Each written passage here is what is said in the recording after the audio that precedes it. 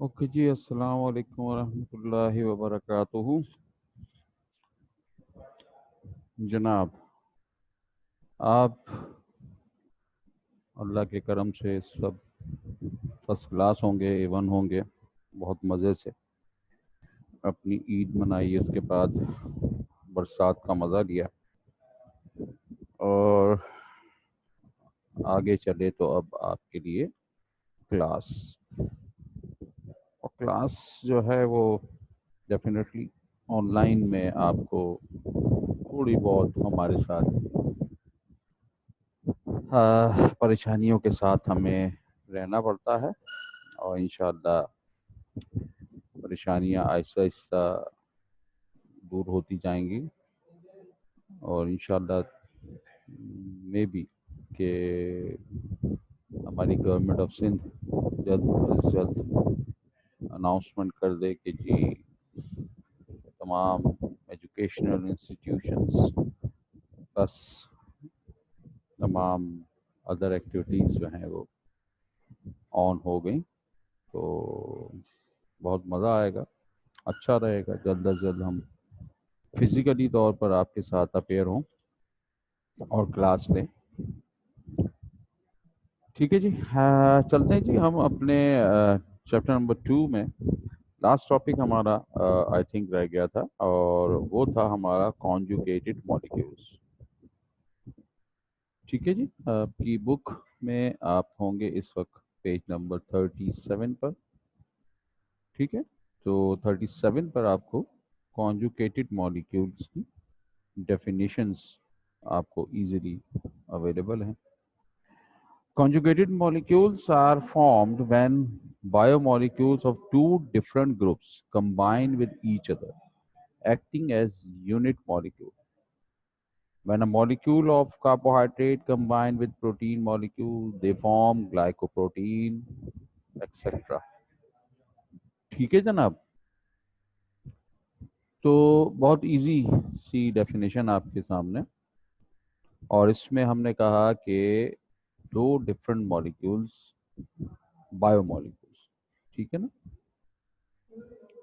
Biomolecules का लफ्ज़ लगाना डेफिनेशन में ज़रूरी है, तो फिर हम उसे कहेंगे जी ये कॉन्जुगेटेड मॉलिक्यूल। उसमें हमारे पास ये चार एग्जाम्पल्स हैं: ग्लाइकोलिपिड्स और सेरिब्रोसाइट, सेकेंडली ग्लाइकोप्रोटीन और म्यूकोइड्स, थर्ड वन न्यूक्लियोप्रोटीन और फोर्थ वन लिपोप्रोटीन। तो इनमें आप सब में फोर्थ एग्जाम्पल में आप देख सकते हैं कि दो वर्ड्स हैं जो आपस में मिल रहे हैं, ग्लाइको और लिपिड। ग्लाइको और प्रोटीन, न्यूक्लियो और प्रोटीन, लिपो और प्रोटीन। ठीक है जी, तो आपके पास ग्लाइकोप्रोटीन में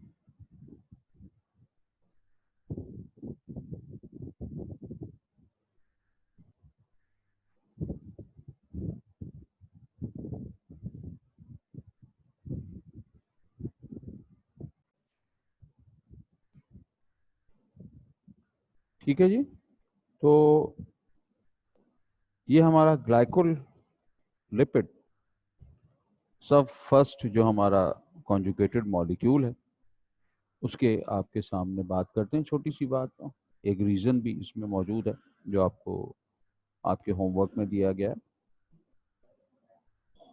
ठीक है जी, these are the combination of the carbohydrate and lipids. तो glyco means carbohydrate, lipids means lipids. तो कार्बोहाइड्रेट और लिपिड्स अगर आपस में कंबाइन हो जाएं तो फॉर्म करते हैं glycolipids. these compounds also contain nitrogen, definitely lipid है तो उसमें नाइट्रोजन भी होगा। कार्बोहाइड्रेट में नाइट्रोजन नहीं है लेकिन लिपिड्स में नाइट्रोजन होता है और उसके अलावा भी एक्स्ट्रा नाइट्रोजन बॉन्ड फॉर्मेशन के दौरान इस्तेमाल हो रहा है।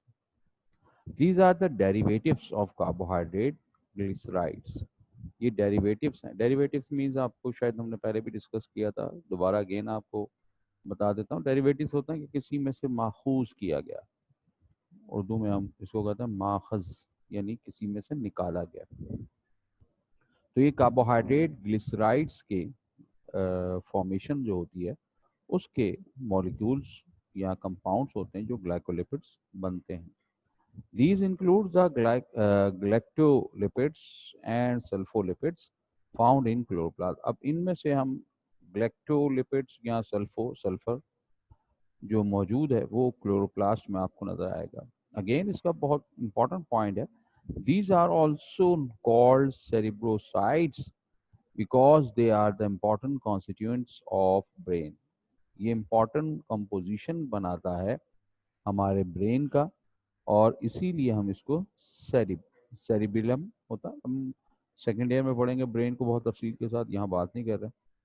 तो इसलिए ये वर्ड ब्रेन के लिए आया है। तो सेरिब्रोसाइट्स यानी कंपोजिशन जो है वहाँ हमारे लिक्विड्स की जो ब्रेन में मौजूद है, डिफरेंट कंपाउंड्स मौजूद हैं, तो वहाँ इसका बहुत इंपॉर्टेंट रोल होता है। सेकेंडली हमारा जो कंपाउंड है ग्लाइकोप्रोटीन, नाम से ही जाहिर है, ग्लाइको यानी कार्बोहाइड्रेट होगा प्लस प्रोटीन होगा, इसको म्यूकोइड्स भी कहते हैं। These consist of carbohydrate and protein. It contain a small amount of carbohydrate less than 4%, यानी कि इसमें कार्बोहाइड्रेट की क्वांटिटी कम होती है as compared to protein. These are common found in animals and plant cells in the form of oligosaccharides। तो ये compounds हमारे animals में भी है, प्लांट्स में भी है, और ओलिगोसैकेराइड्स की फॉर्म में आपको वहां नजर आता है। जल्दी से कौन बता रहा है कि ओलिगोसैकेराइड क्या था या क्या डेफिनेशन है उसकी, या प्रॉपर डेफिनेशन ना भी याद हो लेकिन आप बता सकते हैं जल्द से जल्द कि ओलिगोसैकेराइड किसे कहते हैं। शाबाश जी, कौन आंसर दे रहा है जी जल्दी से।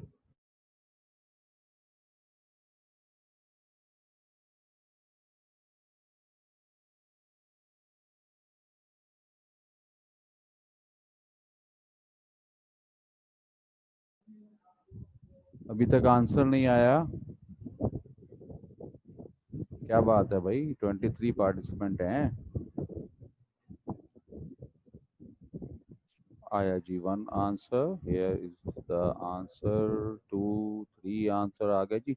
It is a type of carbohydrate, little bit good. Carbohydrate का यूनिट है ओलिगोसैकेराइड, रॉन्ग आंसर है ये जी। Which yield few monosaccharide molecules on hydrolysis, closed है जी। ओलिगोसैकेराइड फ्यू मोनोसैकेराइड्स की बात है कि ठीक है आंसर बिल्कुल।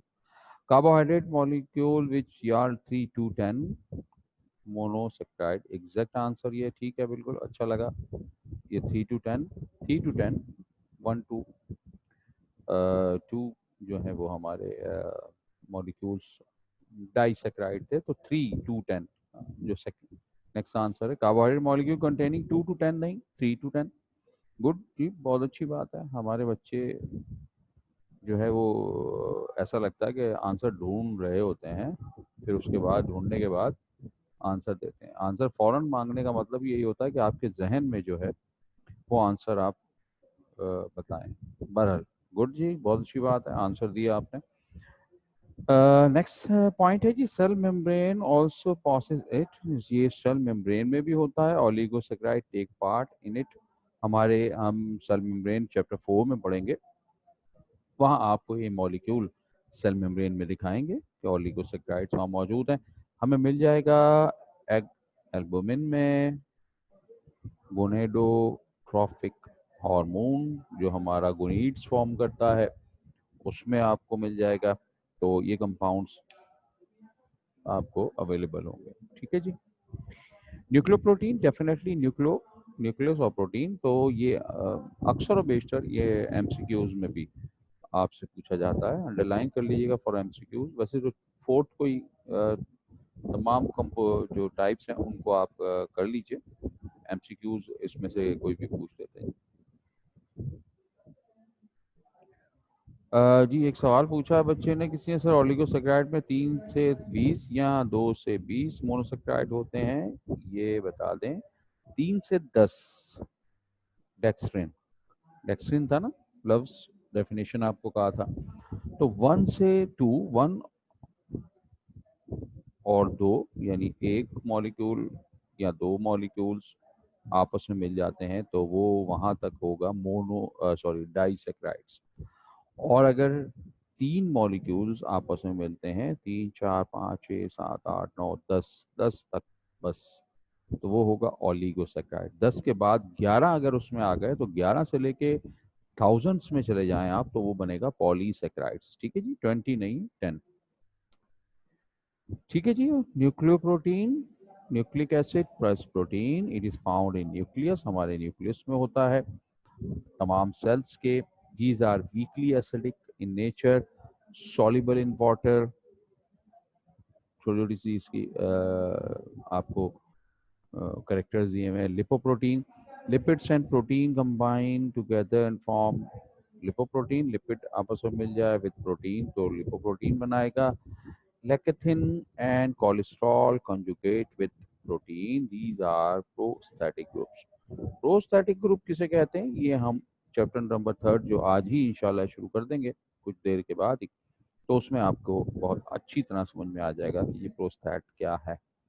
तो हमारा कोलेस्ट्रॉल जो है वो भी एक तरह की कॉन्जुगेटेड प्रोटीन है, ठीक है, और बहुत इंपॉर्टेंट है। ये भी आपके सेल मेम्ब्रेन में मौजूद होती है, दिखाएंगे आपको। Lipoprotein helps in the transportation of lipids in the blood plasma. It also occurs in the membranes organelles. जितने भी मेम्ब्रेनस ऑर्गेनल्स सेल के हैं उनमें भी ये मौजूद होता है, और इसका इम्पॉर्टेंट रोल ये होता है कि ये प्लाज्मा प्रोटीन ब्लड में प्लाज्मा को ट्रांसपोर्ट करने में ज़रा मदद देता है। The electron transport in mitochondria contain large amount of lipoprotein। हमारे पास माइटोकॉन्ड्रिया की बहुत डिटेल तो नहीं है हमारे फर्स्ट ईयर में, लेकिन जब हम देखते हैं इसका फंक्शन माइटोकॉन्ड्रिया का तो आपको याद होगा कि जी ये आपका powerhouse of the cell है, तो एनर्जी प्रोड्यूस करता है। उस दौरान में इलेक्ट्रॉन ट्रांसपोर्ट होते हैं, तो वहाँ पर भी लिपोप्रोटीन का इम्पोर्टेंट रोल होता है। It also occurs in the myelin sheets of nerves photoreceptive structures। हमारे फोटोरिसेप्टिव स्ट्रक्चर्स हैं बहुत सारे, इनमें से एक हमारा है आईज, आँख आपकी, तो वहाँ पर भी आपको लिपोप्रोटीन की क्वांटिटी मिलेगा। फिर माइलिन शीट, हमारा जो न्यूरॉन होते हैं नर्वस सिस्टम का यूनिट, उसमें भी आपको मिलेगा। अगेन किसी ने सवाल किया या खुद ही क्वेश्चन, सर लिपो मतलब क्या होता है? अच्छा, लिपो मतलब बेटा लिपिड्स, लिपिड्स को लिपो कहा जा रहा है। जैसे हमने ग्लाइको कहा तो ग्लाइको कार्बोहाइड्रेट को कहा, प्रोटीन को प्रोटीन का, न्यूक्लिक एसिड को न्यूक्लिक। ठीक है, तो ये हमारा इस चैप्टर का एंड था। आप पेज नंबर 37 बुक पर ही एक क्वेश्चन लास्ट अपने पास लिख लीजिएगा। मे बी के होमवर्क में मैंने दिया हो इसका रीज़न, तो वो आप कर लेंगे। यहाँ जो क्वेश्चन आता है हमारा शॉर्ट, तो वो आपसे कहा जाता है what are conjugated molecules, what are conjugated molecules, define any two, define any two, what are conjugated molecule, defined any two। ठीक है, अब बाज दफ़ा वो ऐसा भी करते हैं कि आपको नाम दे देंगे। सपोज ग्लाइकोप्रोटीन का नाम उन्होंने कह दिया जी डिफाइन ग्लाइकोप्रोटीन एंड लिपोप्रोटीन, तो आपको फिर वही डिफाइन करने होंगे। लेकिन अगर आपको क्वेश्चन में उन्होंने कहा कि जी डिफाइन एनी टू, तो फिर आप अपनी मर्जी से 4 में से कोई भी 2 डिफाइन कर देते हैं। ठीक है, अक्सर बच्चे यहाँ पर बहुत शार्प होते हैं डेफिनेटली, तो वो क्या करते हैं, वो न्यूक्लियोप्रोटीन को, छोटा है ना, 2 लाइन है, ये डिफाइन कर देता है और ग्लाइकोल लिपिड को डिफाइन कर दिया। तो आपको मना नहीं है, क्योंकि उन्होंने Ni2 कहा है ना, तो कोई भी कर सकता है। लेकिन एक थोड़ा सा इमेज कॉपी में आपका अच्छा नहीं बनेगा अगर आप अपनी शार्पनेस दिखाएंगे। तो इसलिए कोशिश ये कीजिएगा कि ग्लाइको और ग्लाइकोप्रोटीन यानी ग्लाइकोलिपिड्स एंड ग्लाइकोप्रोटीन इसको आप डिफाइन कर दें, तो वो ज़्यादा बेस्ट रहेगा। ठीक है, तो वो ज़्यादा अच्छा रहेगा। बट आप कर सकते हैं, ऐसा कुछ नहीं है कि आपको मना है, आप न्यूक्लियोप्रोटीन भी कर सकते हैं। अच्छा जी, उसके बाद हमारे पास बच्चे ने पूछा जी, म्यूकॉइड, म्यूकोसा। म्यूकोसा असल में ये जो ग्लाइकोप्रोटीन होता है इसका टच स्लिपरी होता है, तो इसको इसलिए म्यूकॉइड्स कहा जाता है। ठीक है सर, आप हमें 2 चैप्टर के असाइनमेंट आज दे देंगे? बेटा असाइनमेंट तो हम आपको पहले ही दे चुके हैं, चैप्टर 1 का और चैप्टर 2 का।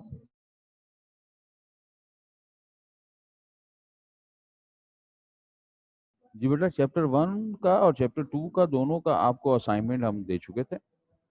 होमवर्क आप अपनी उसमें देख सकते हैं, जो आपकी होमवर्क की उसमें सेक्शन बना होगा, तो वहाँ से आप उसको अपने पास अपलोड कीजिए और असाइनमेंट काम कीजिए। ठीक है सर, लिपोप्रोटीन का 4th पॉइंट फिर से बता दें जी। लिपोप्रोटीन का 4th पॉइंट, लिपोप्रोटीन का 4th पॉइंट है the electron transport in mitochondria contain large amount of lipoprotein. बेटा होता ये है कि जब भी एनर्जी प्रोड्यूस होगी, बनाई जा रही होगी ना, कहीं से फॉर्मेशन की जा रही होगी, तो आप लोग को अभी तो हमें मालूम है कि जी हमने लाइट ऑन की, बटन ऑन किया तो आपकी लाइट ऑन हो गई।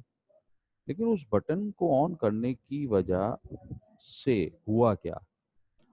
इलेक्ट्रॉन्स आपके मूव किए हैं और वो आपके उस लाइट की जो भी बनी हुई है जिस चीज से भी, उससे गुजर के गए हैं। तो इमिशन लाइट यानी कि जो इलेक्ट्रॉन्स हैं वो आपके कन्वर्ट हुए हैं और उन्होंने अपनी लाइट फॉर्मेशन शुरू कर दी, एनर्जी प्रोड्यूस कर दी, दूसरे अल्फाज में कहा। अब आपके पास जो है वो, इसी तरह से जब हम फोटोसिंथेसिस देखेंगे अपने ही चैप्टर 9 में, तो वहां आप देखेंगे कि जी इलेक्ट्रॉन ट्रांसपोर्ट होगी तो आपका फोटोसिंथेसिस का प्रोसेस आगे बढ़ेगा। अगर इलेक्ट्रॉन ट्रांसपोर्ट नहीं हुआ, क्योंकि इलेक्ट्रॉन अपने साथ एनर्जी लाएगा।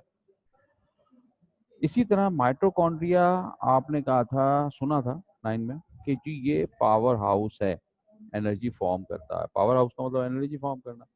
तो इसमें भी इलेक्ट्रॉन की चेन चलती है, उसको सपोर्ट करने के लिए लिपोप्रोटीन अहम रोल अदा करती है। ठीक है जनाब? नहीं सर, चैप्टर 2 का नहीं आया है। चैप्टर 2 का, 1 मिनट बेटा, अभी मैं पूछो दादा।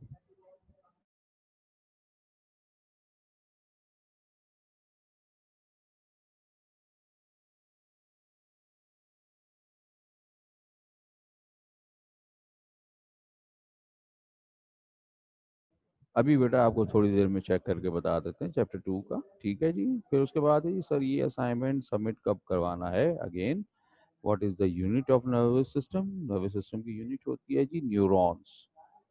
ठीक है, हमारे न्यूरॉन्स होते हैं वो नर्वस सिस्टम फॉर्म करते हैं। असाइनमेंट सबमिट करवाने का बेटा आपसे पहले कहा कि जब हम फिजिकल अपेयर होंगे एक दूसरे के साथ, उस वक्त हम इसको डिसाइड कर लेंगे। और फिर हम मैं तो जाहिर सी बात है मुझ पर बर्डन होगा, आप पर तो बर्डन अभी है ना। अभी आप अगर काम कर लेंगे तो आपका बर्डन तो रिजॉल्व हो गया। लेकिन अगर खुदा ना खास्ता 3-4 चैप्टर्स का होमवर्क हम आपको दे चुके हों और फिर हमारी फिजिकल क्लासेस शुरू हों, तो मुझे वो 3-4 चैप्टर्स आप लोगों के सबके चेक करने होंगे, तो मेरा बर्डन तो बढ़ जाएगा। लेकिन वो कोई इशू नहीं है। इशू ये है कि आप ऑन टाइम अपना काम खत्म करें। आज चैप्टर 2 हमारा क्लोज है, तो आप अपना काम इसका कंप्लीट कीजिए। ठीक है, होमवर्क का मैं भी बता दूं कि वो अपलोड हो चुका था वैसे तो। अभी भी वो वहाँ होमवर्क मौजूद है या नहीं आपके सेक्शन में होमवर्क में, तो वो भी हम आपको, सर से मैंने कहा है, सर देख के बता देते हैं। सर आपने बोला था कि चैप्टर 2 का आप वेडनेसडे को दे देंगे, बट नहीं आया था बेटा। सर ने अभी अभी बताया मुझे, आप होमवर्क के सेक्शन में,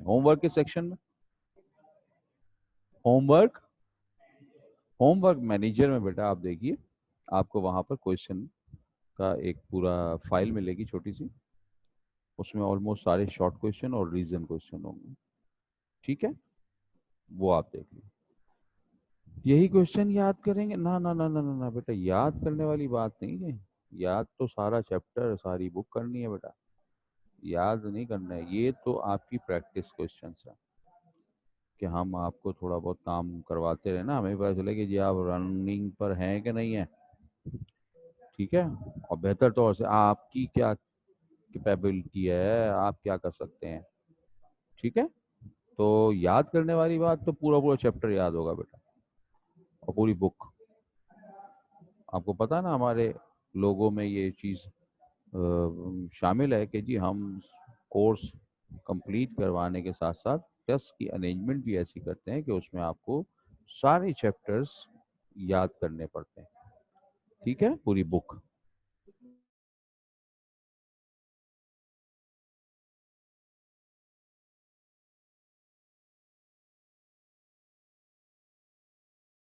जो चैप्टर है वो क्लोज हो गया। ठीक है जी, हम आपके साथ नेक्स्ट स्क्रीन को शेयर करते हैं, चैप्टर नंबर 3। ठीक है जी। क्वेश्चन हमें किया था अभी, एक क्वेश्चन नहीं बल्कि फिर अच्छी बात है जी, लिखा है सर को क्योंकि मुझे टेंशन हो रही थी कि ये सब कैसे याद होगा। ये सब, अरे बेटा ये तो बहुत कम है, पूरे पूरे चैप्टर याद करना है आपको, तो टेंशन बढ़ाइए अपनी, टेंशन को रिलीज मत कीजिए। जितनी टेंशन बढ़ाएंगे उतना ही काम अच्छा होगा। और याद, आप अपना काम अभी से करें, पढ़ते जाएं और याद करते जाएं, तो फर्स्ट ईयर आपकी 85 शायद कुछ भी नहीं है, 90 क्रॉस कर जाए। लेकिन अगर आप कल परसों और आने वाले वक्त को कहते रहेंगे कल है कल है, कल से करूँगा याद, कल से करूँगी याद, तो फिर हम आपको कुछ नहीं कह सकते। उसमें आप कल कभी नहीं आती यकीनन, तो फिर आप लोग परेशान होंगे जब अप्रैल मई आ जाएगा, आपका एग्ज़ाम आ जाएगा। इसलिए रेगुलर पढ़ें, रेगुलर याद करें, रेगुलर प्रॉब्लम्स को सॉल्व करें, तो इंशाल्लाह बेहतर नहीं बल्कि अच्छे से अच्छे नंबर आपको मिलेंगे। प्रॉब्लम को साथ साथ शेयर कीजिए, सॉल्व कीजिए अपने टीचर्स के साथ। जिस किस्म का भी क्वेश्चन हो आप ज़रूर कीजिए, टॉपिक से रिलेटेड हो या कल के टॉपिक से रिलेटेड हो। अगर आपको बात सवाल करने में परेशानी है तो आप यहाँ, तो आपको फैसिलिटीज़ है कि आप राइट कर दें, लेकिन जब हम फिजिकली क्लासेस में होंगे तब भी आप ऐसा कर सकते हैं कि आप अलग से आप हमसे बात कर सकते हैं और लिखकर हमें क्वेश्चन दे सकते हैं, कोई ऐसा बड़ा इशू नहीं है। बस आपकी प्रॉब्लम सॉल्व होनी चाहिए हर हालत। ठीक है जी, न्यू चैप्टर हमारा है 3rd चैप्टर, ये भी जोलॉजी से रिलेटेड है। चैप्टर नंबर 3, चैप्टर बहुत छोटा है, इंजाइम चैप्टर का नाम है, इंजाइम। ठीक है जी, ई एंड इन और जाइम। The term enzyme was first used by scientist named Friedrich Wilhelm Kohn in 1878 और उसने डिफाइन किया enzyme is biomolecules that catalyze specific chemical reactions। कि एंजाइम एक बायोमोलिक्यूल है और ये कैटलाइज करता है स्पेसिफिक केमिकल रिएक्शंस को। कैटलिस्ट का लफ्ज आप केमिस्ट्री में पढ़ चुके हैं, रिएक्शंस का लफ्ज भी आपको बहुत वेल नोन है, स्पेसिफाई, स्पेसिफाई। इसका मतलब क्या है कि सिर्फ एक लफ्ज ये बायोमोलिक्यूल्स यहाँ ऐड हो गया। तो जो कैटलिस्ट होते हैं आपने देखा केमिस्ट्री में, वो थोड़ी सी क्वांटिटी, बहुत मामूली सी क्वांटिटी जो है वो किसी भी केमिकल रिएक्शन को फास्ट कर देती है, तेज कर देती है। यहाँ पर हमारे इंजाइम्स यानी बायोकेम मॉलिक्यूल्स वो भी कैटलाइज्ड कर देंगे किसी भी केमिकल रिएक्शन को। अब इनमें और हमारे कैटलिस्ट में कुछ ज़्यादा खास फर्क नहीं है, सिर्फ ये कि ये बायो हैं यानी कि लाइफ जो चल रही है, कंटिन्यूटी है जिसमें, जिंदा है, ये काम उसी में करेंगे। डेड हो गया सेल, डेड बॉडी हो गई, तो ये कोई केमिकल रिएक्शंस नहीं करेंगे, ये फर्क। ठीक है जनाब, बाकी हम आगे चलकर और भी बताते रहेंगे। या उसने कहा कि enzyme is the organic substance capable of catalysing specific chemical reactions in the living system. अब ये पर्टिकुलर लफ्ज आपको कह दिया कि हमारा लिविंग सिस्टम के अंदर ये काम चल रहा होता, तो वहां पर हमारा ये ऑर्गेनिक मटेरियल यानी एंजाइम क्या ऑर्गेनिक मटेरियल है, केमिकल है, ये हमारा स्पेसिफिक रिएक्शन की रिएक्टिविटी को तेज करेगा, मगर शर्त क्या है, लिविंग सिस्टम होना चाहिए। ठीक है जी, छोटी सी एक टर्म है, एमसीक्यूज के लिए आप इसको लगा लीजिएगा। मैं आपको बुक में पेज नंबर पर भी ले जाता हूँ, और पेज नंबर आपके पास है जनाब 42, और 42 पे सेकंड पैराग्राफ में बोल्ड वर्ड में भी आपको लिखा हुआ मिलेगा। ठीक है, राइबोजाइम। अच्छा, मैं जो आपको इनजाइम का लफ्ज बार बार कह रहा था, इन ई एन इन, तो ये असल में इसलिए कह रहा था कि जो हमारे साइंटिस्ट हैं फ्रेडरिच, इन्होंने कुछ केमिकल एक्सट्रैक्ट किए थे जाइम में से।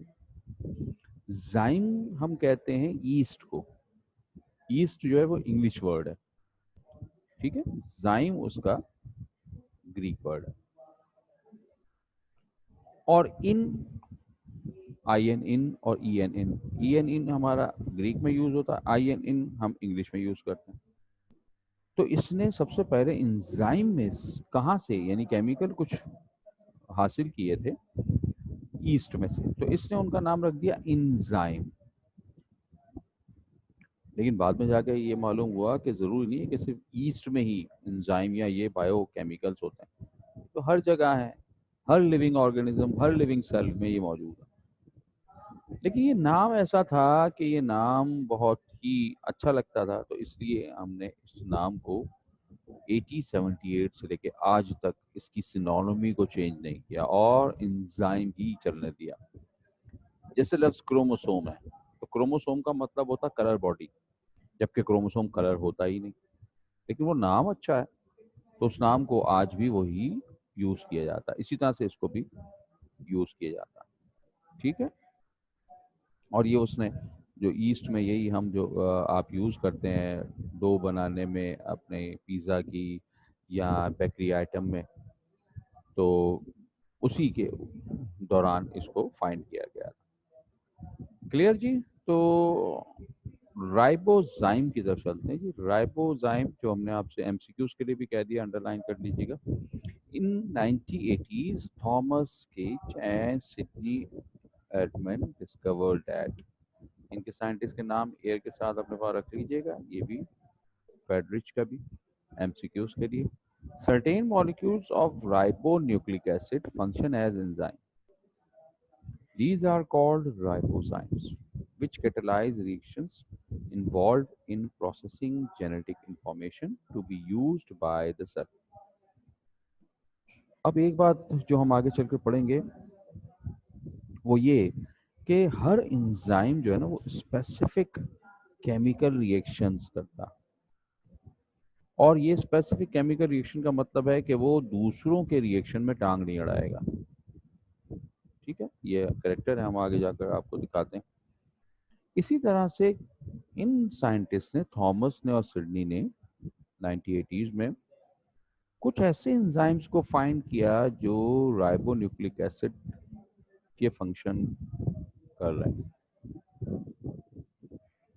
अब हमारे पास जैसे सपोज हम अपने डीएनए को या आरएनए को ब्रेक डाउन करना चाहते हैं, तो बहुत सारे कुछ ऐसे एंजाइम्स वहां पर जरूर होते हैं जो उन कट करने वाली जगहों को फाइंड करते हैं और फिर कट करते हैं, यानी रिएक्शन करते हैं। हम उसे सीजर का नाम देते हैं।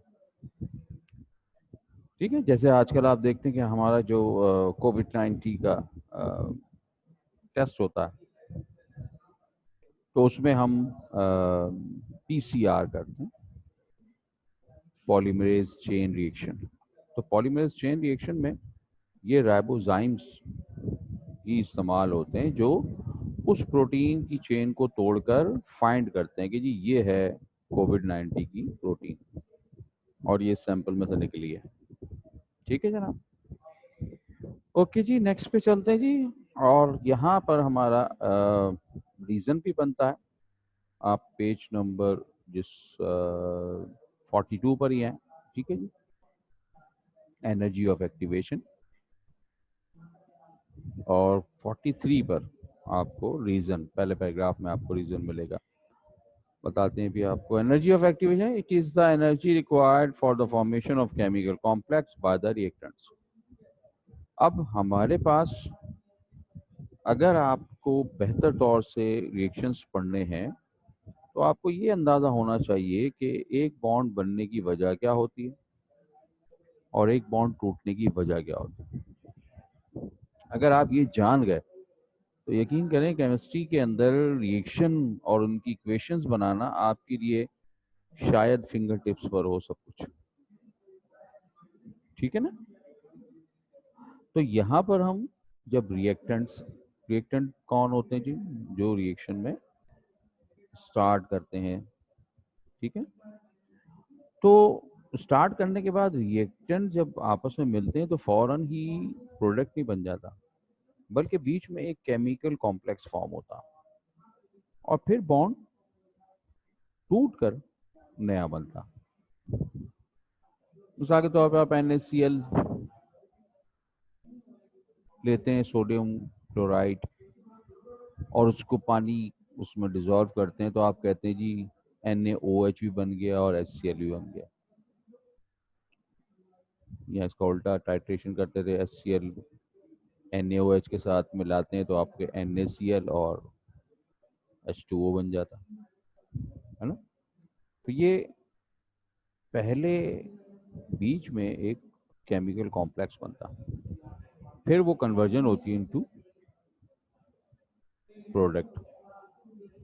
अब जो एनर्जी ऑफ एक्टिवेशन है वो उस कॉम्प्लेक्स को आगे बढ़ाने के काम आएगी। The energy that must be added to cause molecules to react with one another is called energy of activation. ये कौन है? ये वो एनर्जी है जो दूसरे मॉलिक्यूल को रिएक्ट करने के लिए आमादा करेगी, पुल करेगी। भाई आपके पास जो है वो दो दोस्त हैं, बहुत अच्छे, आप तीसरा, आप उसके थर्ड हैं, तीन दोस्त हो गए। अब उन दो दोस्तों में हो गई है लड़ाई किसी वजह से, तो उन दोनों दोस्तों को आपस में मिलाने के लिए आप क्या कर रहे होंगे? आप कर रहे होंगे ये कि एक दोस्त के पास, फ्रेंड नंबर ए के पास जाते होंगे और बी की तरफ से कुछ अच्छे अल्फाज उसको कहते होंगे, यार वो तो तुम्हारी बड़ी तारीफ कर रहा है, वो तो तुम्हारे लिए ये कर रहा है। कोई छोटा मोटा गिफ्ट भी देकर आपने कहा कि जी ये तो बी ने दिया है।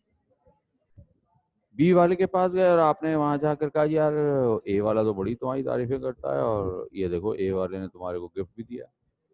तो आपने क्या कर रहे हैं, आप ए और बी मॉलिक्यूल्स को रिएक्शन पर आमादा कर रहे हैं, जो बहुत दूर दूर थे, जिनकी एनर्जी बहुत ज़्यादा थी।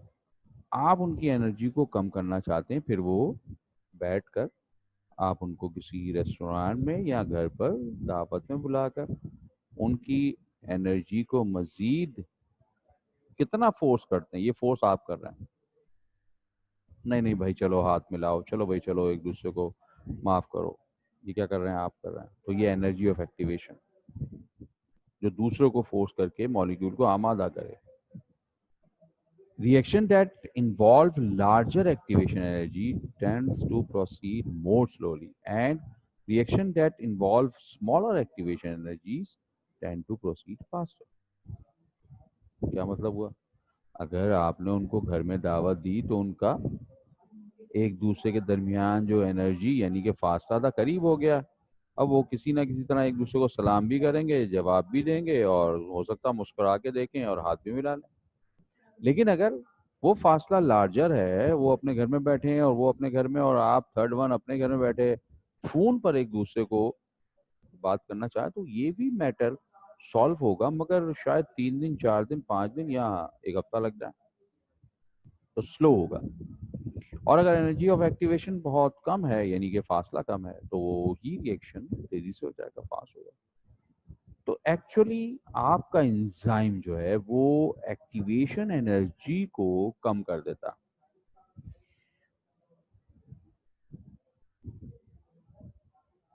आप अपनी बुक में पेज नंबर जो आपके पास है 42, उसमें आप ग्राफ देख सकते हैं और उस ग्राफ में आपको नजर आ रहा होगा कि एक जगह रिएक्शन बहुत टाइम कंज्यूमिंग है। और क्यों है? क्योंकि विदाउट एंजाइम वो एनर्जी ऑफ एक्टिवेशन बहुत ऊपर से होती हुई जा रही है। ब्लॉक बड़ा सा बना हुआ नजर आ रहा है ना, लेट हो रहा है रिएक्शन या स्लो हो रहा है हमारी जुबान में। जबकि दूसरे प्रोसेस में आपको दिखाया है कि ब्लॉक बहुत छोटा सा है, क्योंकि उसमें एंजाइम मौजूद है। और वो क्या कर रहा है? वो एक्टिवेशन एनर्जी को कम कर रहा है, लिहाजा रिएक्शन फास्ट होगी। ठीक है जनाब, क्लियर है बात? अगर बात क्लियर है तो फिर हम आपको एक छोटा सा रीजन 43, पेज नंबर 43 जो आपका है, वहां पर आप एक क्वेश्चन लिख लें। और उस क्वेश्चन का हमारे पास जो यूजुअली 5 ईयर में आपको 2-3 टाइप में मिलेगा। ठीक है, तो बहुत सारे वर्ड्स हैं वो या सेंटेंस हैं जो हम उसको बना सकते हैं, लेकिन सिंपल वे में जो क्वेश्चन है वो आपके पास है कि जी how how energy of activation, how energy of activation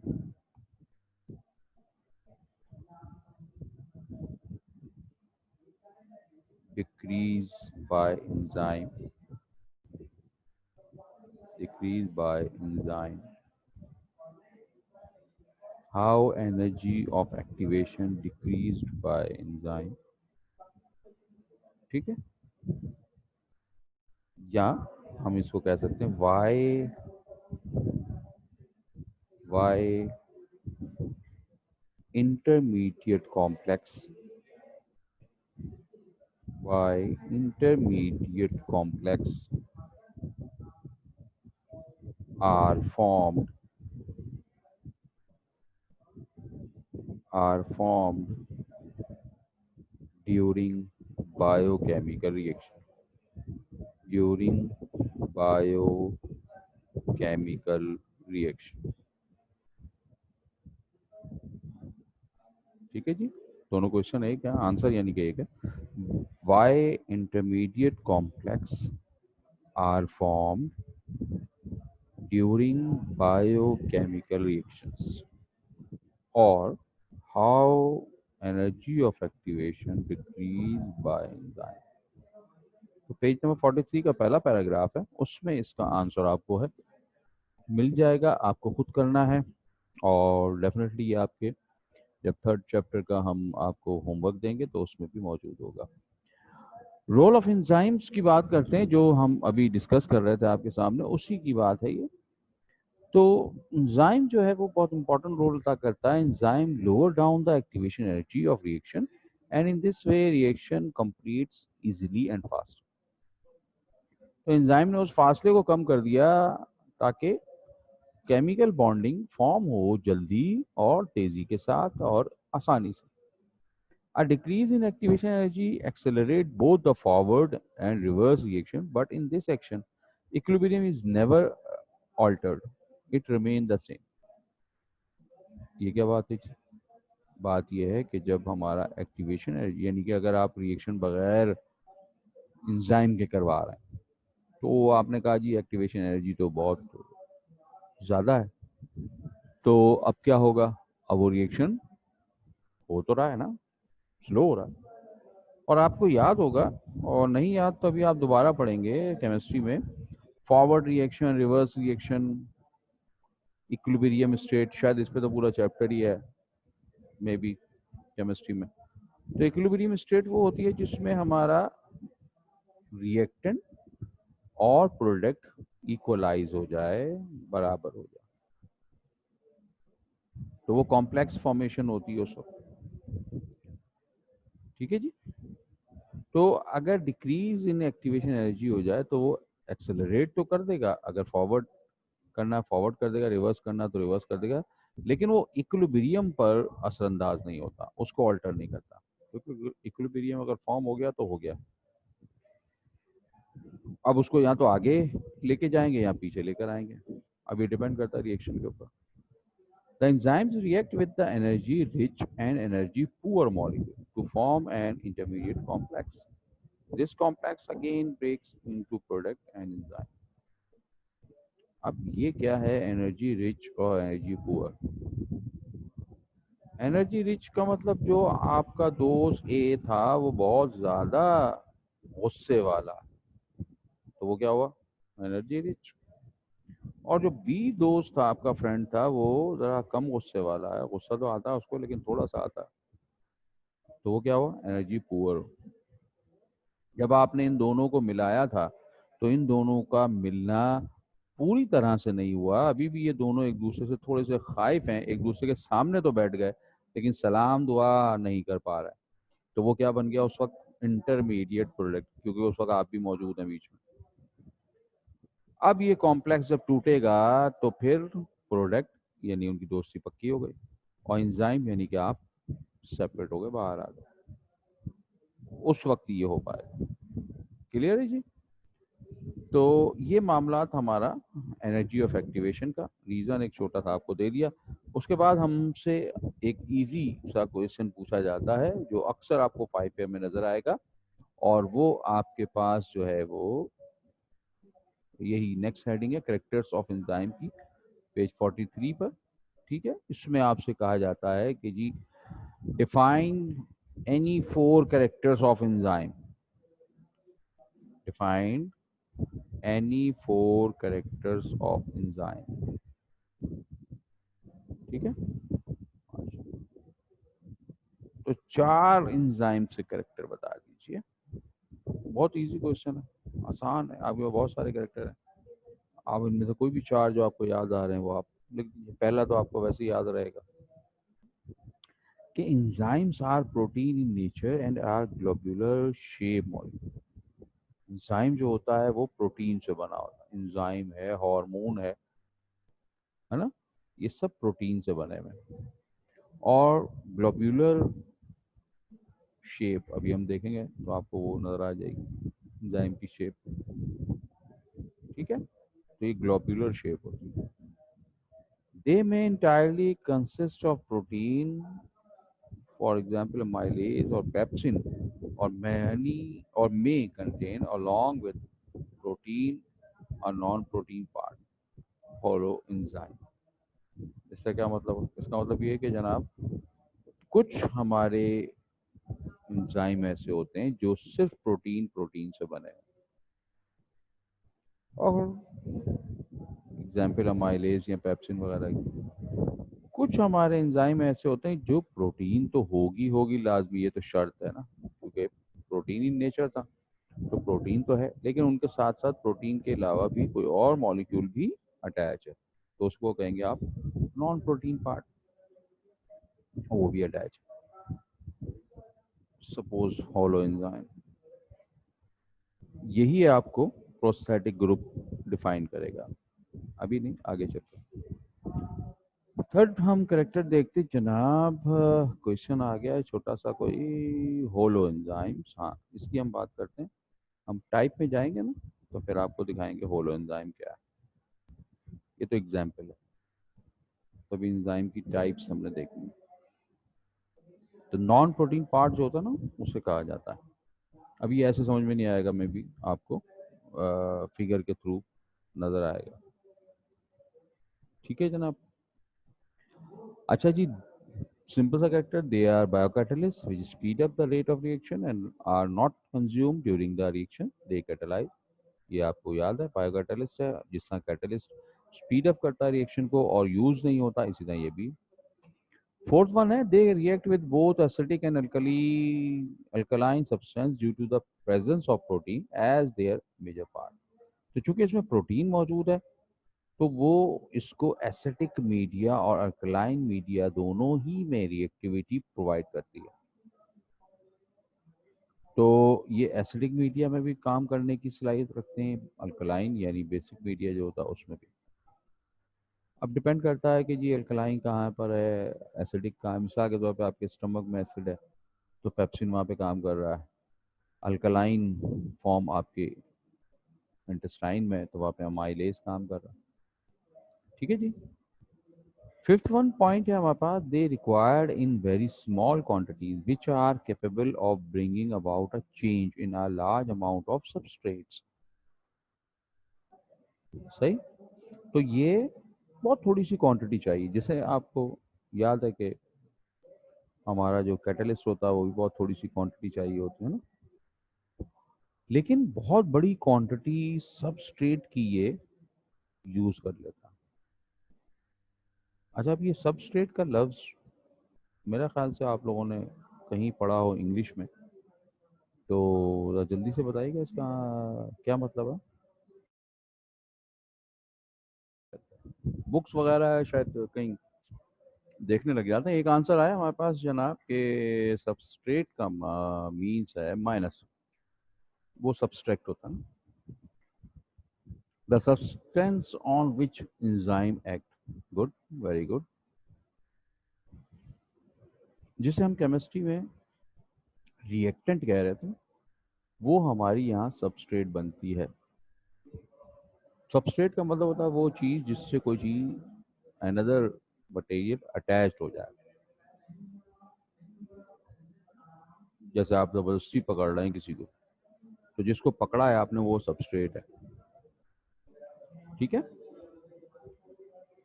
अच्छा जी जनाब, नेक्स्ट है जी, they are specific in their nature and their action, each enzyme catalyse only a single substrate. ये बहुत इंपॉर्टेंट करेक्टर। क्या कह रहे हैं जी? वो ये कह रहे हैं आपसे कि एंजाइम जो है वो पाकिस्तानी नहीं है। क्या मतलब हुआ? जिससे पाकिस्तानी है ना, हर काम में टांग अड़ाते हैं, उसकी टांग केज, इसकी टांग केज। लेकिन ये क्या है एंजाइम? ऐसा नहीं। एंजाइम क्या करता है? एंजाइम सिर्फ और सिर्फ सिंगल सबस्ट्रेट पर काम करता है। जो स्पेसिफिक सबस्ट्रेट इसका है जिससे ये रिएक्शन कर सकता है, ये सिर्फ उसी से रिएक्शन करेगा।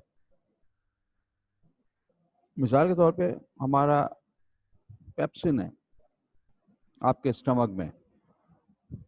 अब पेप्सिन ने जिस चीज को रिएक्ट करना है, रिएक्शन करना है जिस कंपाउंड के साथ, पेप्सिन उसी के साथ करेगा।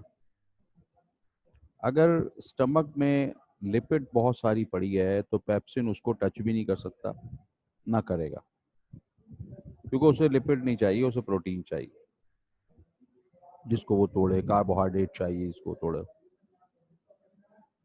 ठीक है जना। तो ये स्पेसिफिक इन नेचर होता। नेक्स्ट है जी, they are particular sites to react with the substrate called active site. अब ये सबस्ट्रेट के साथ पूरी बॉडी या पूरा मॉलिक्यूल अटैच नहीं होता, बल्कि उसकी एक खास साइट होती है, उसको हम एक्टिव साइट कहते हैं। सॉरी जी, ये देखिए, ये सपोज हमारा एंजाइम है ना, तो ये इसकी साइट है, ये साइट। ठीक है, ये इसकी एक्टिव साइट। या यूं देख लें, यहाँ देख लें, तो जो इसका ग्रुप या हमें एक बनाया हुआ दिखा रहे हैं ना आपको, तो ये इसकी शेप बहुत स्पेसिफिक होती है। अब ये इस तरह से तो नहीं होता, मॉलिक्यूल होता है वो। आपको आपकी बुक में हम अभी पेज नंबर दिखा देते हैं, आप वहाँ भी देख सकते हैं। आपके पेज नंबर नेक्स्ट है 44। उसमें देखिए, अगर आपकी पुरानी बुक हो तो शायद प्रिंट इसका अच्छा नहीं होगा और ये ब्लैक नज़र आ रहा होगा, लेकिन अगर थोड़ी सी न्यू वर्जन है तो शायद लाइट थोड़ी सी प्रिंटिंग हो, तो आपको ये मॉलिक्यूल नज़र आ रहा है, the active side of hexokinase. ये मॉलिक्यूल जो है एंजाइम, ये हेक्सोकाइनेज का है। और उसमें दूसरी जो पिक्चर बनी हुई है उसमें आपको नज़र आ रहा है entry of glucose into active side. तो जो एक्टिव साइड है दरमियान में आपको नज़र आ रही है, उसमें ग्लूकोज मॉलिक्यूल चला गया। अब इसमें चारों तरफ कई ग्रुप्स हैं जिसमें ग्लूकोज का मॉलिक्यूल आ सकता है, लेकिन ये नहीं जाएगा और ना ही हमारा एंजाइम उस साइड से इसको पकड़ेगा। क्यों? क्योंकि हमारे एंजाइम की खास एक्टिव साइड होती है, पर्टिकुलर साइड, और वहीं से सबस्ट्रेट के साथ रिएक्शन किया जाएगा। इसे कहा जाता है एक्टिव साइड। इसका रोल है केमिस्ट्री में ही, क्योंकि केमिस्ट्री में जो बॉन्ड बनाने की जगह इलेक्ट्रॉन्स की डेफिशिएंसी और इलेक्ट्रॉन्स की गेनिंग या लूजिंग है, वो खास साइट पर होती है। इसी तरह सेम एंजाइम में भी ऐसा होता है। ठीक है, क्वेश्चन आया जी? आवाज नहीं आ रही तो बेटा आवाज आप जरा अपने पास चेक कीजिए थोड़ी सी। आप आवाज अपने पास,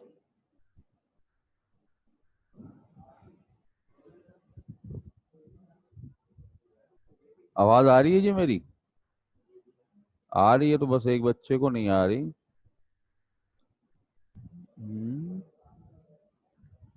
तो आप अपनी पास साइड पे अपनी जरा आवाज पे चेक करो, यानी स्पीकर्स वगैरह, माइक और कनेक्टिविटी। क्योंकि ऑलमोस्ट अगर कहीं सबके साथ प्रॉब्लम होती है ना तो फिर हमारी साइड पर प्रॉब्लम होती है, लेकिन अगर आपकी साइड पर प्रॉब्लम होगी ना तो सिर्फ आपको ही प्रॉब्लम हो रही होगी। ठीक है, बाल वो सॉल्व हो जाती है। अच्छा जी, आपके पास जनाब ये हो गई बात एक्टिव साइड की। Their molecules are much greater in size than the substrate. Definitely आप डायग्राम में अपने पेज में देखा आपने कि ग्लूकोज का मॉलिक्यूल बहुत छोटा आपको नजर आ रहा है, हेक्सो काइनेज का मॉलिक्यूल बड़ा नजर आ रहा है। इसी तरह से होता, हर एंजाइम जो है वो लार्जर होगा अपने सबस्ट्रेट से। भाई गरीब आदमी कोई कोई अमीर आदमी पकड़ कर खींच सकता है ना भरे बाजार में। वीवो से उतरेगा तो रक्शे वाले को थप्पड़ मारेगा ना वो, रक्शे वाला तो वीवो वाले को थप्पड़ नहीं लगा सकता ना। तो इसलिए ग्रेटर साइज होता है एंजाइम का, जो सबस्ट्रेट को आराम से अपनी साइड पर या कहीं पर भी खींच सकता है या जबरदस्ती बॉन्ड फॉर्म करने के लिए लेके जा सकता है। नेक्स्ट है जी, character enzyme actives can be accelerate by certain ions और सॉल्ट्स कॉल्ड एक्टिवेटर्स। Mn है, निकल है, Mg है या क्लोरीन वगैरह। तो कुछ आइंस चाहिए होते हैं, कुछ सॉल्ट्स चाहिए होते हैं जो एज अ एक्टिवेटर काम करते हैं, और वो एक्टिवेटर हमारे एंजाइम्स की एक्टिविटी को एक्सेलरेट करते हैं कि भाई चलो भाई। ठीक है, अच्छा, उनकी क्वांटिटी एंजाइम से भी कम होती है, बहुत ज़्यादा नहीं होती, कम होती है। नेक्स्ट है जी, enzyme activities can be inhibited by certain factors called inhibitors. Suppose substrate concentration, enzyme concentration या पीएच। अब जाहिर सी बात, रिएक्शन हो गया, रिएक्शन बहुत तेज है, बहुत सारा हो गया। अब रिएक्शन को रोकना है आपकी बॉडी ने कि भाई चलो बहुत हो गया। सपोज आपने शुगर खाई थी, यानी कोई चॉकलेट, कोई आइसक्रीम बहुत ज़्यादा 2-4 खा ली आज, तो इंसुलिन बनी है और ज़्यादा क्वांटिटी में, तो इंसुलिन ने रिएक्शन शुरू कर दिया फौरन ग्लूकोज के मॉलिक्यूल के साथ। अब वो शुगर तो कंट्रोल में आ गई, यानी कि लेवल को कंट्रोल कर दिया। तो अब इंसुलिन क्या करे? तो इंसुलिन को इनहिबिट किया जाएगा, और इनहिबिट करने के कई फैक्टर्स होंगे, इनहिबिटर्स होंगे। लाइक सबस्ट्रेट की कंसंट्रेशन है वो कम कर दी जाए, या एंजाइम की कंसंट्रेशन को कम कर दिया जाए, या पीएच को कर दिया जाए, या इसकी एक्टिव साइट को ब्लॉक कर दिया जाए। तो ये डिपेंड करता है कि रिएक्शन को कैसे इनहिबिट किया जा रहा है। इनहिबिट माने रोक लेना, स्लो या बहुत ही स्लो कर देना। नेक्स्ट जी, they are heat sensitive, they are thermolabile and pH sensitive, they work on specific pH. ये थर्मो से बहुत ज़्यादा टेम्परेचर से बहुत सेंसिटिव होते हैं, और अगर हीट इतनी ज़्यादा हो जाए तो ये डीएक्टिव हो जाते हैं, और अगर हीट और भी ज़्यादा हो जाए तो ये डैमेज भी हो जाते हैं, डिस्ट्रॉय भी हो जाते हैं। फिर इनके लिए खास पीएच वैल्यू होनी चाहिए। पीएच किसे कहते हैं आपको मालूम होगा, पावर ऑफ हाइड्रोजन जिसे यूजुअली कहा जाता है ना। इसकी डिफरेंट वैल्यूज हैं। तो अब स्टमक में हमारे जो वैल्यू है उस वैल्यू को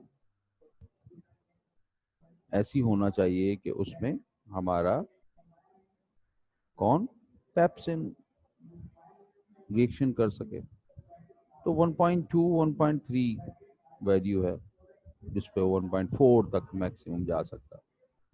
अगर उससे बहुत ज़्यादा बढ़ गई तो फिर वो स्टॉप हो जाएगा, काम नहीं करेगा।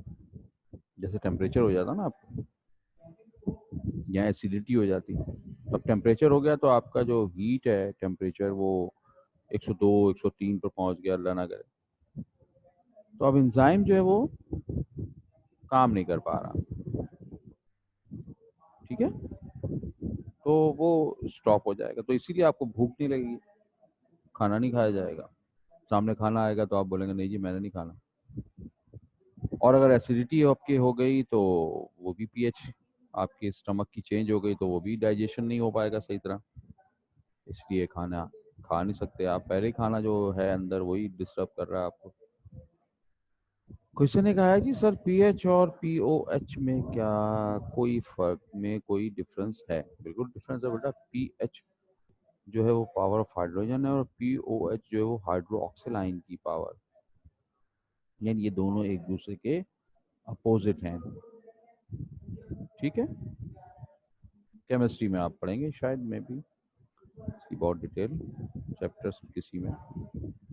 लास्ट हमारा character G, enzyme lowers the activation energy of the reaction. ये हम बात पहले भी कर चुके हैं, एक्टिवेशन एनर्जी को कम कर देता है, लो कर देता है, तभी तो रिएक्शन होना पॉसिबल होता है। आगे हम चलते हैं जी, हमारा है जो टॉपिक वो है मोड ऑफ एक्शन। उस पर आपको मैं सवाल दे दूं ताकि आपको याद रहे। यहाँ पर हमारा पेज नंबर 44 पर मोड ऑफ एक्शन। ठीक है, आपकी बुक में हमारे पास जो पिक्चर के नीचे जो मोड ऑफ एक्शन का यानी सेकंड पैराग्राफ है उसमें की लॉक मेथड दिया हुआ। सही, फिशर 1898 अंडरलाइन कर दीजिए इसको, पॉल फिल्डर और वुड्स एमसीक्यूज के लिए अंडरलाइन कर लीजिए। ये आपको जब आपसे कहा जाएगा मोड ऑफ एक्शन, जनरली अगर आपसे कहा जाए जी डिफाइन, क्वेश्चन लिख लीजिए 44 पर, define mode of action in enzyme, define mode of action in enzyme with one example, with one example। ठीक है जी, define mode of action in enzyme with one example। one example का मतलब है कि आप मोड ऑफ एक्शन में से पहले आप उसको बता दिया कि मोड ऑफ एक्शन किसे कहते हैं हम, और फिर नेक्स्ट में आपने की लॉक मेथड की हेडिंग लगा दी, या लास्ट पैराग्राफ में आप देखिए कोस्टलैंड 1959 प्रपोज इंड्यूस फिट मॉडल, या फिर आपने इंड्यूस फिट मॉडल को डिफाइन कर दिया। तो यहाँ पर दो मोड ऑफ एक्शंस हैं, उन दो मोड ऑफ एक्शन, की लॉक मेथड या इंड्यूस फिट मॉडल, दोनों में से आप किसी एक को डिफाइन कर देंगे। क्लियर जनाब? तो एक्टिव साइट की बात पहले करें, हम मोड ऑफ एक्शन अपनी स्क्रीन पर वापस आ जाएं। Active site enzymes have a large number of grooves or pits or dimples of a specific shape known as active site where substrate fits or attach to the enzyme. अब enzyme में ये हमने एक की lock आपके सामने, ये molecular formation में एक हमारा मॉलिक्यूल है वो दिखा रहे हैं। इसमें देखिए पिट्स हैं या ग्रूव्स कह लें आप इनको, या हम अगर आसान जुबान में कहें डिम्पल्स कह रहे हैं, वो मौजूद है। अभी डिम्पल जिस डिज़ाइन के हैं, इसका मतलब है कि इसके पास हमारे वही डिज़ाइन होना चाहिए, किसके पास? सबस्ट्रेट के पास, वरना अदरवाइज सबस्ट्रेट अटैच नहीं हो पाएगा।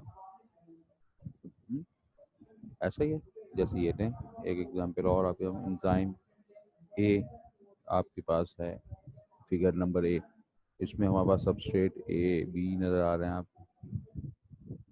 अब ये एंजाइम की उस ग्रुप में जाएंगे जो इसकी स्ट्रक्चर्स हैं और उसमें जाकर गए अटैच, ये वो कॉम्प्लेक्स जो फॉर्म होता है ना, इंटरमीडिएट कॉम्प्लेक्स, और फिर एंजाइम इन दोनों को ज्वाइन करके अलग कर देता है, सीडी बना देता है, जो भी प्रोडक्ट है मतलब सीडी करें आप। सही है? तो theory for action of enzyme हमारे पास दो, हमने आपसे बात की, दो थ्योरीज हैं, की लॉक मेथड या की लॉक थ्योरी और इंड्यूस फिट थ्योरी। की lock theory, this theory suggested by M.L. Fisher in 1898, later improved by Paul Fielders and Woods.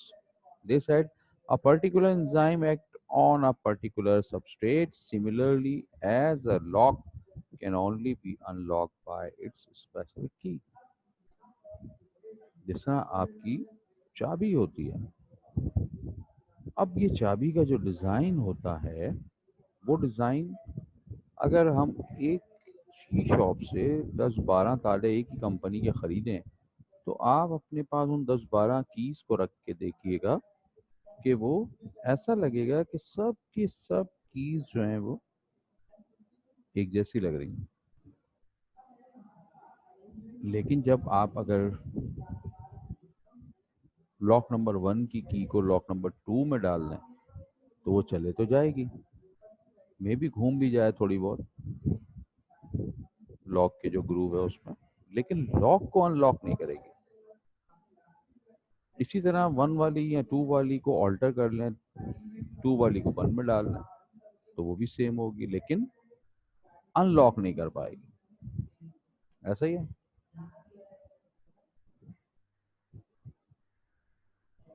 एक सवाल आया जी, सर अपने बच्चों पर रहम कर दें प्लीज। रहम कर दें? मैंने क्या जुल्म कर दिया भाई तुम लोगों पे?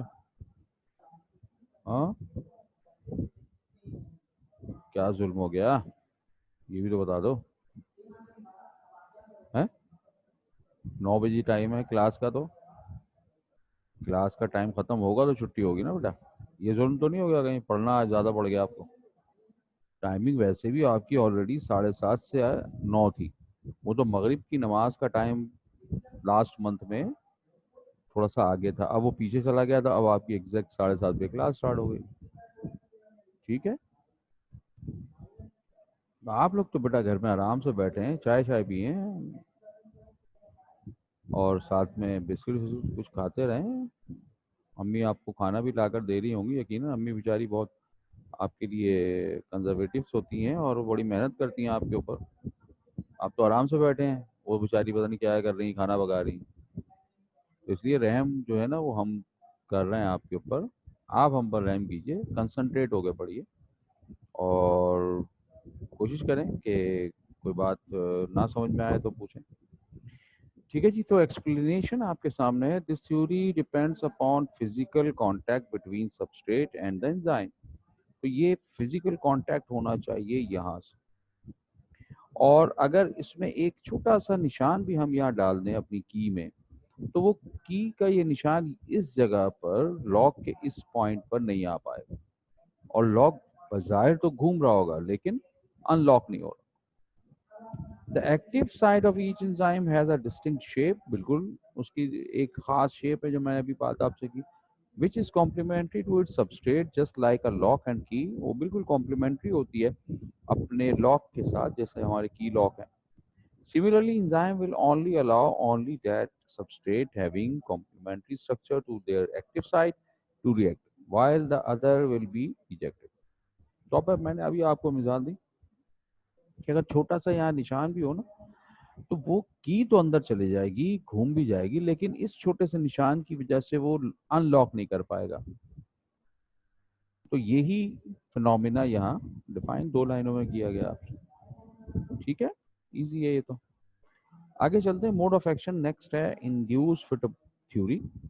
It was proposed by Daniel Koshland in 1959। He stated that when a substrate combines with an enzyme, it induces change in the enzyme structure, thus changing its active site to become complementary to the substrate so that it can fit and catalytic activity can be more effectively carried out। बात वही है, बस थोड़ी सी उन्होंने change करके आपको define किया कि ये जो हमारा सबस्ट्रेट होता है इसका यहाँ आना तभी कंप्लीट होगा जब ये एक्टिव साइट जो है इनकी वो भी बिल्कुल कॉम्प्लीमेंट्री हो किसके, सबस्ट्रेट के जैसे। अब एक सबस्ट्रेट आकर यहाँ अटैच हुआ, ये हो गया। दूसरा सबस्ट्रेट नेक्स्ट स्टेप में आपने देखा तो ये दोनों सबस्ट्रेट आकर अटैच हो गए, ये एंजाइम सबस्ट्रेट कॉम्प्लेक्स बन गया, एंजाइम यहाँ एंड हो गए और कॉम्प्लेक्स फॉर्म हो गया। अब एंजाइम ने इनकी एक्टिवेशन एनर्जी को लो किया और यहाँ बॉन्ड फॉर्म हो गया।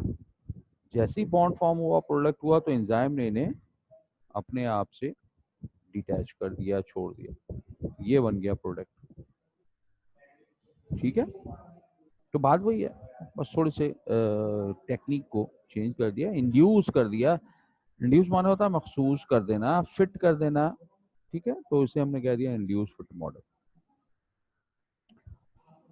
ये है जनाब जो कि मैं आपको रेफर करूंगा कि थोड़ा सा बस अगले 5 मिनट में आप इसको देख लीजिए और आप उसकी बेसिक वजह ये है कि ये थोड़ा सा कॉम्प्लेक्स है समझने में।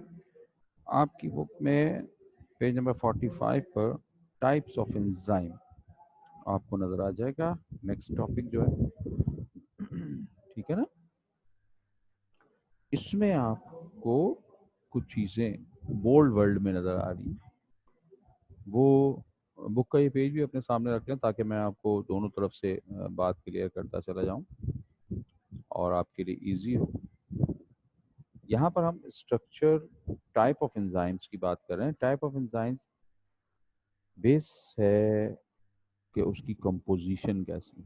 तो टाइप ऑफ एंजाइम जो है वो असल में डिफरेंट, हम उसको कैटेगरी में बता देते हैं ना, एक कैटेगरी हम और आगे आपको बताएंगे। यहाँ पर कैटेगरी है on the base of composition, कि उसकी कंपोजिशन कैसी है।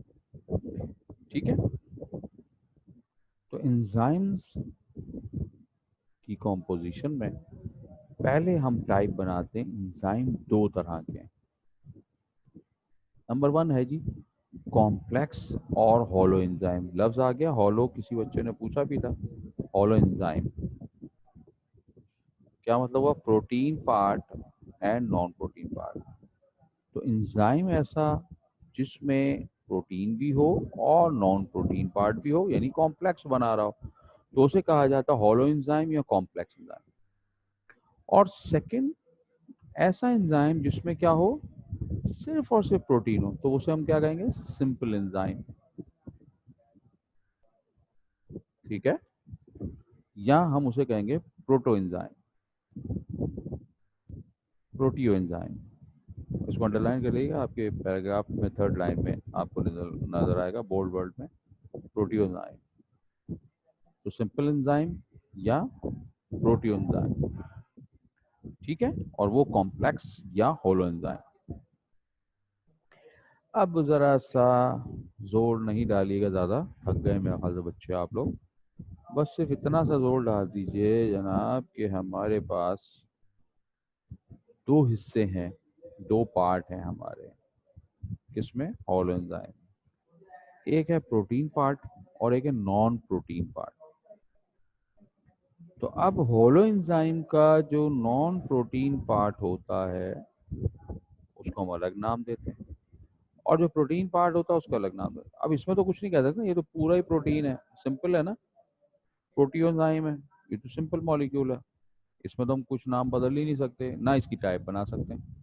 लेकिन जो होलो एंजाइम या कॉम्प्लेक्स एंजाइम है उसमें एक पार्ट है प्रोटीन, दूसरा पार्ट है नॉन प्रोटीन। तो जो प्रोटीन पार्ट होता है उसको कहा जाता है एपो एंजाइम। क्या कहते हैं, एपो एंजाइम, अंडरलाइन कर लीजिएगा, उसको भी एमसीक्यूज में पूछते हैं आपसे, एपो एंजाइम, ठीक है, एपो एंजाइम। और जो नॉन प्रोटीन पार्ट होता है उसको कहते हैं प्रोस्थेटिक ग्रुप, उसे कहा जाता है प्रोस्थेटिक ग्रुप। ये जो है ना हमारे पास, ठीक है, ये हम इसको प्रोस्थेटिक ग्रुप कहते हैं। ये कोफैक्टर की बात हम बाद में कहते हैं, पहले हमने क्या कहा आपसे, हमारे ये थोड़ा सा एरो हमारा यहाँ मिसिंग है उसकी, तो इसलिए मैं आपको दोबारा से आपको बता रहा हूँ, सिर्फ एक साइड समझा रहा हूँ, कल हम दूसरी साइड की बात कर लेंगे। तो जो हमारा कॉम्प्लेक्स या होलो एंजाइम है इसमें हुए दो पार्ट्स, जो प्रोटीन पार्ट है उसे कहा जाता है ओपो, एपो एंजाइम, ठीक है, और जो इसमें नॉन प्रोटीन पार्ट है उसे कहा जाता है प्रोस्थेटिक ग्रुप। क्लियर है, यहाँ तक रखिए। फिर प्रोस्थेटिक ग्रुप कैसा होगा, उस बेस पर हम कोफैक्टर और कोएंजाइम बनाते हैं, जो कि अभी हम आपसे बात नहीं कर रहे हैं। अब हम आपको टाइम दे देते हैं जी, अगले 5 मिनट आप अपने क्वेश्चंस इस टॉपिक से रिलेटेड हैं उस पर बात कर लें, ठीक है जी। मैं वेट कर रहा हूँ जी आपके क्वेश्चंस का, फिर हम जल्दी से आपको जवाब दें और क्लास का एंड करें। हाँ जी, ये जो आपने सवाल किया ना कि कोफैक्टर की दो टाइप है या होलो, असल में होता यह है कि हमारा जो होलो एंजाइम है, ठीक है, उसमें दो पार्ट हैं, एक पार्ट है हमारा प्रोटीन और दूसरा है नॉन प्रोटीन। तो जो प्रोटीन पार्ट है उसको हम कहते हैं एपो एंजाइम। क्लियर हो गया जी, ये तो प्रोटीन पार्ट है। दूसरा हमारा कहलाता है नॉन प्रोटीन पार्ट, और जो नॉन प्रोटीन पार्ट होता है उसे कहते हैं प्रोस्थेटिक ग्रुप, प्रोस्थेटिक ग्रुप। अब प्रोस्थेटिक ग्रुप और एपो एंजाइम मिलकर क्या कहलाएगा, होलो एंजाइम। अब प्रोस्थेटिक ग्रुप जो होता है ये या तो ऑर्गेनिक होगा या इनऑर्गेनिक होगा, ऐसा ही है ना, या तो ऑर्गेनिक होगा या इनऑर्गेनिक होगा। अगर इनऑर्गेनिक हुआ तो उसको हम कहेंगे कोफैक्टर, और अगर ऑर्गेनिक हुआ तो उसे हम कहेंगे कोएंजाइम। तो आपने जो सवाल किया था उसमें आपने कहा कि को फैक्टर की दो टाइप, तो को फैक्टर की दो टाइप नहीं होती, ठीक है, बल्कि स्ट्रक्चर की बेस पर हमारा जो हॉलो एंजाइम है उसके नॉन प्रोटीन और प्रोटीन का जो प्रोस्थेटिक ग्रुप है उसको हम को एंजाइम और कोफैक्टर में बदल देते हैं।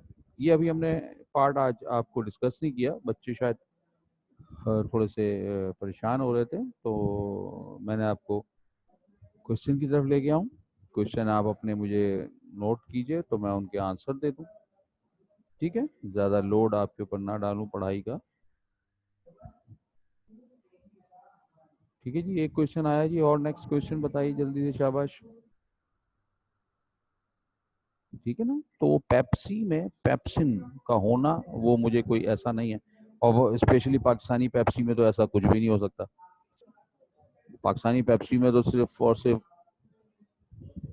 गंदा पानी यूज किया गया होगा, बस उसी में पेप्सी बन गई। ठीक है।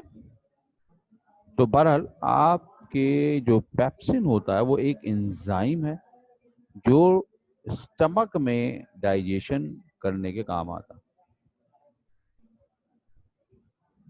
ठीक है जनाब। और जी आइए जल्दी से कोई। ठीक है जनाब, ये आपने क्वेश्चन सही किया, एक्सो एंडो, लेकिन ये हमारे कल की इसमें एडिशन हो जाएगी बात कि एक्सो मीन्स होता है बाहर और एंडो मीन्स होता है अंदर। तो एक्सो एंजाइम वो एंजाइम कहलाते हैं जो सेल के आउटसाइड एक्टिविटी कर रहे होते हैं, और एंडो एंजाइम वो होते हैं जो सेल के अंदर एक्टिविटी कर रहे होते हैं। ठीक है जनाब, और कोई क्वेश्चन जी? ठीक है। आपकी बॉडी का हर हिस्सा, क्योंकि यूनिट ऑफ द लाइफ क्या है, सेल ना, तो सेल एक्टिव या जिंदा जब भी होगा जब उसमें मेटाबॉलिक प्रोसेस चल रहा होगा। तो और मेटाबॉलिज्म बगैर एंजाइम्स के नहीं हो सकता। मेटाबॉलिज्म मीन्स क्या है जी? Reactions of life. तो रिएक्शंस कैसे होंगे? एंजाइम्स के, उसकी बगैर नहीं हो सकता। ठीक है जी। तो इसलिए हमारी जिंदगी का हर हिस्सा, हर चीज इसी से चलती है, हर रिएक्शन, केमिकल रिएक्शन। ओके जनाब, 9 बज गए। हम आपसे